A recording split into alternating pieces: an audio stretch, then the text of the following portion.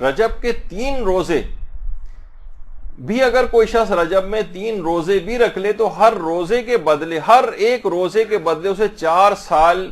کے روزے رکھنے کا ثواب ملتا ہے۔ اللہم صلی علی محمد و علی محمد۔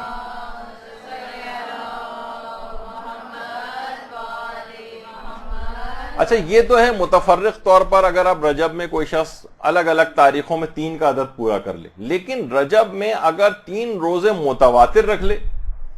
بالکل متواتر، اور وہ دن بھی ہوں جمعرات، جمعہ اور ہفتہ،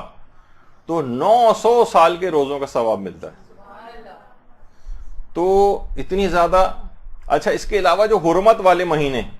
مثلا رجب ہے، ذی قعدہ ہے، ذی الحجہ ہے اور محرم، یہ جو 4 حرمت والے مہینے ہیں، ان میں بھی اگر کوئی شخص 3 روزے رکھ لیتا ہے اور ترتیب وہی ہوگی جمعرات، جمعہ اور ہفتہ، تو اس کو بھی 900 سال کی عبادت کا ثواب ملتا ہے،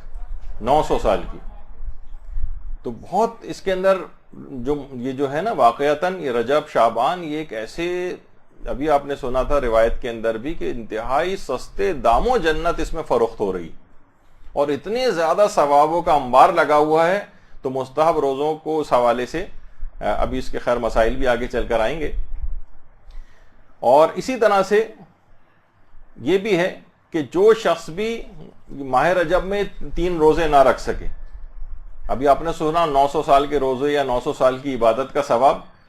تو پیغمبر نے خود وہی طریقہ بتایا کہ 1 مد طعام فی روزہ وہ صدقہ دے دے، یعنی 3 پاؤ آٹا فی روزہ کسی بھی غریب کو، یعنی مشکل سے آپ دیکھیں کہ 1 مہینے کے بھی اگر روزے ہیں تو 25 کلو کے قریب اگر آٹا دے دیا جائے یا 30 کلو ہی پورا دے دیا جائے تو اتنی زیادہ عظیم عبادت کا اس کو ثواب مل جائے گا۔ اچھا، اسی طرح سے 27 رجب عید مبعث جو ہے، اس میں بھی اگر کوئی شخص روزہ رکھتا ہے تو 70 سال کا، بعض سی روایات میں 80 سال کے روزوں کا ثواب ملتا ہے۔